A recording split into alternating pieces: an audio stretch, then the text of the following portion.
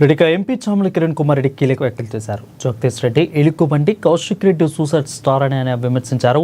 వీరిద్దరూ క్యారెక్టర్ ఆర్టిస్టులను ఎద్దేవా చేశారు. మాజీ మంత్రులు కేటీఆర్, హరీష్ రావు గ్యాప్ తీసుకున్నప్పుడు ఈ క్యారెక్టర్ ఆర్టిస్టులు బయటకు వస్తారని ఆయన దుయ్యబట్టారు. సీఎం రేవంత్ రెడ్డి మంత్రుల ఫోన్లు ట్యాప్ చేస్తున్నారని జగదీష్ రెడ్డి విమర్శించడంలో అర్థం లేదని అన్నారు. కాంగ్రెస్ మంత్రులందరూ ఐక్యంగా ఉన్నారని చామల కిరణ్ కుమార్ రెడ్డి స్పష్టం చేశారు. పాడ మీద పడుకుంటా అని చెప్పినటువంటి కౌశిక్ రెడ్డి, ఇక ఆయన సూసైడల్ స్టార్ అంటారు ఆయన.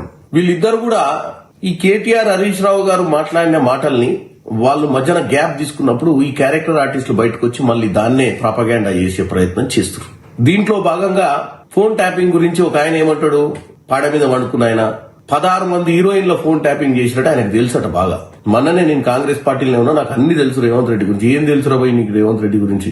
ఏదో 4 మార్కులు మీ దొరవారి దగ్గర సంపాదించుకోనికే సొల్లుబొల్లు మాటలు మాట్లాడి, దరిద్రపు మాటలు మాట్లాడి, ఆ ఇంటికాడ వాళ్ళు వీళ్ళు వచ్చి ధర్నాలు చేస్తే టీవీలో చూసి ఆనందపడి బోర్లో పడుకొని నువ్వు ఏదో పాపులర్ అవుతున్నావు అని దరిద్రపు బతుకుతున్నావు నువ్వు. ఇక ఇప్పుడు ఈ జగదీశ్వర్ రెడ్డి, సోకాల్ ఎలుగుబంటి జగదీశ్వర్ రెడ్డి, ఈయన ఇవాళ పొద్దున మాట్లాడుకుంటా చాలా విషయాలు చెప్తుండ్రు.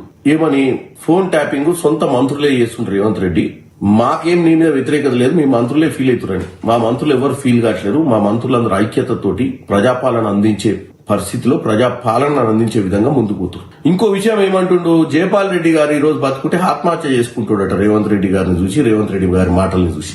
జయపాల్ రెడ్డి గారు ఈ రోజు బతుకుండడం కాదు, ఈ రోజు చనిపోయి కూడా పైనుంచి చూసి ఆయన ఆత్మ శాంతిస్తుంది. ఎందుకంటే నా అల్లుడు నా కోసం నక్లెస్ రోడ్ దగ్గర పివి నరసింహారావు గారి పక్కన నాకు సమాధి కట్టించే ప్రయత్నం చేసిరు.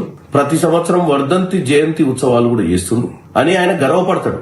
అసలు బాధపడే వ్యక్తి ఈ రోజు ఎవరన్నా పెద్ద మనిషి ఉన్నారంటే ప్రొఫెసర్ జయశంకర్ గారు. అసలు